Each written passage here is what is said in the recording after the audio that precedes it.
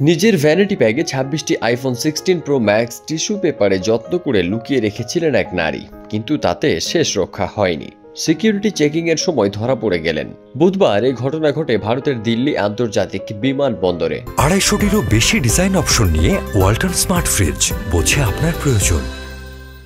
শুল্ক দফতর ও নিরাপত্তা কর্মীরা হংকং থেকে আসা ওই নারীকে আটক করে জিজ্ঞাসাবাদ করছেন। ধারণা করা হচ্ছে ভারত সহ নানা দেশে পাচার করতে আইফোন নিয়ে আসেন অভিযুক্ত। এই ফোনগুলোর বাজার মূল্য 37 লাখ রুপি। তার সঙ্গে এই চোরা কারবারে আর কারা যুক্ত বা তিনি কোনো আন্তর্জাতিক পাচার চক্রের সঙ্গে জড়িত কিনা তা নিয়ে তদন্ত শুরু হয়েছে।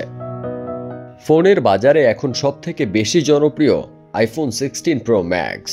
সদ্যই বাজারে এসেছে এটি। ওই ফোন কিনতে দেশের নানা শহরে লম্বা লাইন চোখে পড়ছে। বিক্রির হারও ঊর্ধ্বমুখী। ফারদিন সানি, দেশ রূপান্তর।